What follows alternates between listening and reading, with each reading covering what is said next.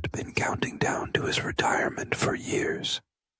He envisioned waking up without an alarm, enjoying long mornings with coffee and the newspaper, and spending his afternoons golfing, fishing, or maybe even traveling.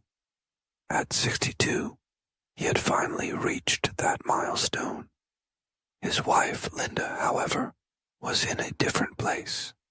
At 58, she was still deeply committed to her job as a high school English teacher. She loved the energy of her students, the thrill of introducing them to great literature, and the sense of purpose her career gave her. She wasn't ready to retire, and she wasn't sure when she would be. Mark had imagined that retirement would be nothing but freedom, but as the first few weeks passed, he began to feel something unsettling. Restlessness. While Linda was gone all day, he found himself pacing around the house, unsure of how to fill the time. At first, he enjoyed having the space to himself. He slept in, watched TV, went for long walks, and spent afternoons on the golf course. But after a few months, the novelty wore off. The house felt empty. The days felt long. One evening, as Linda came home from work, tossing her bag on the kitchen table, Mark greeted her eagerly. "How was your day?" he asked, following her to the kitchen. "Exhausting," Linda sighed, rubbing her temples. "I had to deal with a parent complaining about a failing grade, and I'm buried under essays to grade." Mark frowned. "You should think about retiring soon. You work too hard." Linda let out a small laugh. "I don't know what I'd do all day." Mark shrugged. "You could travel with me. We could finally take that road trip across the country, like we always talked about." Linda smiled softly, but shook her head. "I can't just leave my students in the middle of the school year." Mark sighed. He had imagined that retirement would bring them closer together, but instead, it felt like they were on two separate paths. As months passed, their differences became more pronounced. Mark wanted to go on spontaneous day trips, but Linda had lesson plans and meetings. He wanted to stay up late watching movies, but she needed to be in bed early for work. Even on weekends when Mark hoped for quality time, Linda often spent her Saturdays grading papers. One Sunday morning, Mark suggested, "How about we go for a drive to the countryside? Have lunch at that little place we used to love?" Linda sighed. "I have a stack of essays to grade, Mark. Maybe next weekend." Mark felt disappointment settle in his chest. It wasn't that Linda didn't want to spend time with him. She was simply still in a different phase of life. And the more she stayed busy, the lonelier he felt. One evening, while Linda was grading papers at the dining table, Mark sat across from her, arms crossed. "I feel like I retired alone," he admitted. Linda looked up, guilt flashing across her face. "I know it's hard for you, Mark, but I'm not ready to stop working." He sighed. "I just miss us." One afternoon, Mark visited his old friend Joe, who had retired a year earlier.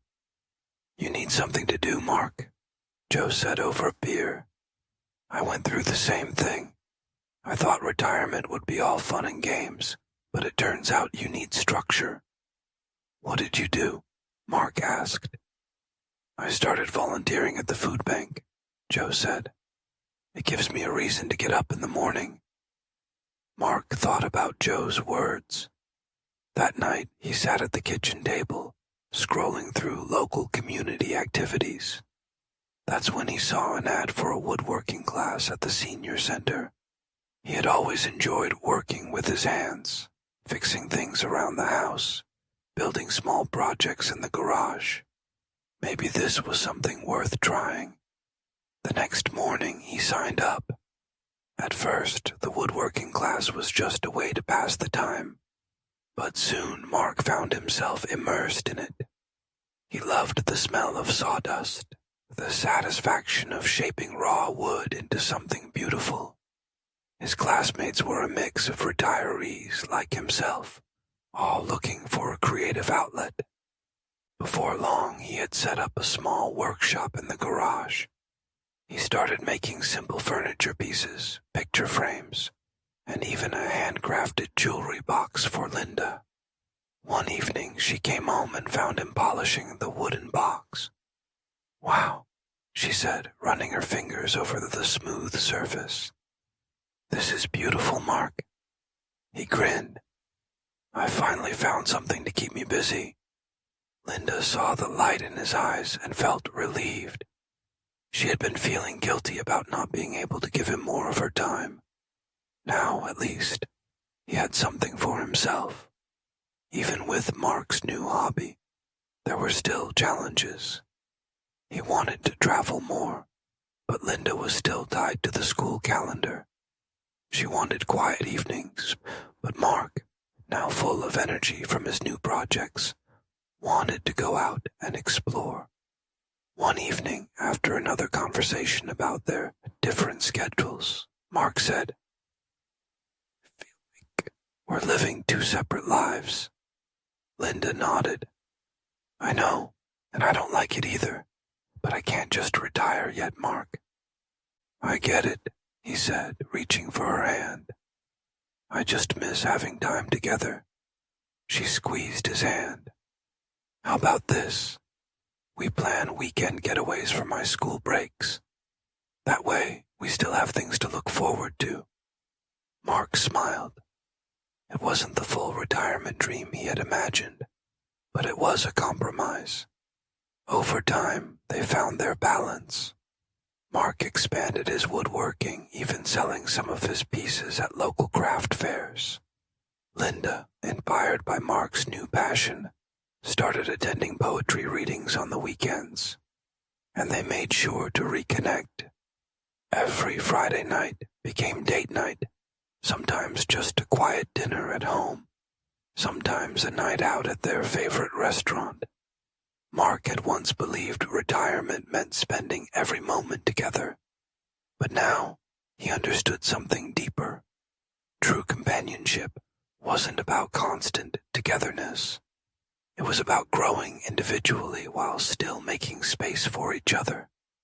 When Linda finally retired at 62, Mark was there to welcome her, not as a man who had waited impatiently, but as someone who had built his own fulfilling life in the meantime. And together, they embarked on their next adventure, hand in hand.